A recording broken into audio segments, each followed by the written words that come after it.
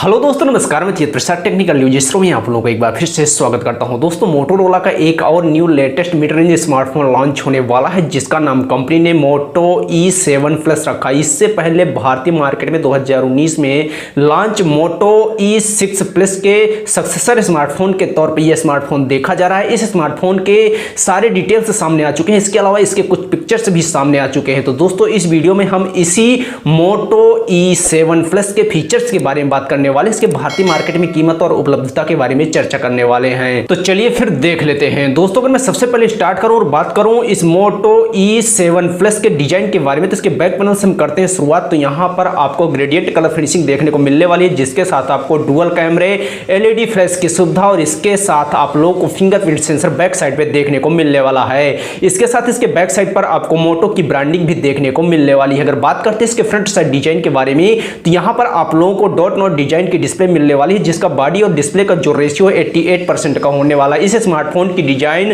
काफी हद तक मोटो E6 प्लस जैसे होने वाली है। इसके अलावा अगर बात करें इस स्मार्टफोन के डिस्प्ले के बारे में, तो इसमें कंपनी आप लोगों को 6.53 इंच की HD प्लस डिस्प्ले देने वाली है, जिसका रेजुलेशन 720x1460 का होने वाला है। इस डिस्प्ले का जो एस्पेक्ट रेशियो है वो 20:9 का होने वाला है। इस स्मार्टफोन की जो डिस्प्ले है वो काफी हद तक आप लोगों को मोटो E6 प्लस जैसे ही इस स्मार्टफोन के अंदर देखने को मिलने वाली है। इसके अलावा अगर बात करें इस स्मार्टफोन के प्रोसेसर के बारे में, तो यहां पर कंपनी आपको लेटेस्ट स्नैपड्रैगन का प्रोसेसर दे रही है 460। यह एक SoC प्रोसेसर, इसकी मैक्सिमम स्पीड 1.8 गीगाहर्ट्ज है और यह एक ऑक्टा कोर प्रोसेसर है। और इसके साथ कंपनी आपको दे रही है GPU एड्रेनो का 610। दोस्तों, यह एक बजट फ्रेंडली प्रोसेसर है और यह खासकर बजट रेंज स्मार्टफोन्स के लिए जनवरी के महीने में कंपनी ने इसको लॉन्च किया था। यह एक गेमिंग प्रोसेसर, इसके अलावा ये मल्टीटास्किंग के लिए भी काफी अच्छा प्रोसेसर होने वाला है। इसके अलावा अगर बात करते हैं इस स्मार्टफोन के OS वर्जन के बारे में, तो यह smartphone Android 10 out of the box पर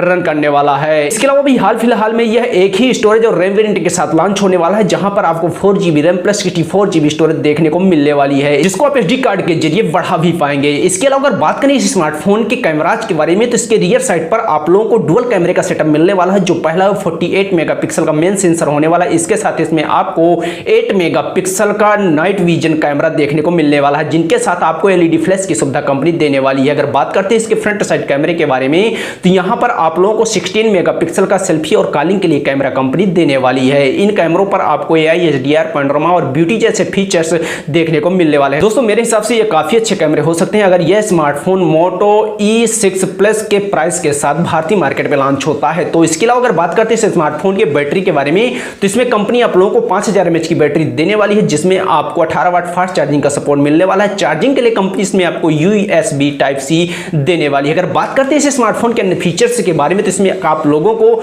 डुअल 4G सिम का सपोर्ट मिलने वाला है, wifi, GPS, 3.5mm audio jack, Bluetooth 5.0। इसके अलावा इसमें आपको प्रॉक्सिमिटी सेंसर, जायरोस्कोप जैसे फीचर्स भी देखने को मिलने वाले हैं। और दोस्तों, अगर फाइनली बात करें इस स्मार्टफोन के भारतीय मार्केट में लॉन्चिंग और कीमत के बारे में, तो ऑफिशियली तौर पर कोई भी कीमत या लॉन्चिंग डेट कंपनी ने अभी शो नहीं किया है, पर रूमर्स का कहना है कि यह स्मार्टफोन भारतीय मार्केट में सितंबर के महीने में लॉन्च हो सकता है और इसकी कीमत लगभग 8 से 9 हजार रुपए के आसपास हो सकती है। तो दोस्तों, मेरे हिसाब से अगर यह 8 या 9 हजार की कीमत के साथ भारतीय मार्केट में होता है लॉन्च, तो यह काफी अच्छा स्मार्टफोन हो सकता है और Redmi 9 Prime जैसे स्मार्टफोन को टक्कर दे सकता है। आप लोगों के मन में क्या है विचार इस मोटो E7 प्लस को लेकर? जो भी हो दिल में विचार नीचे कमेंट करके आप लोग मुझे जरूर बताइएगा और मैं आप लोगों के लिए ऐसी वीडियो लेकर आता रहूंगा।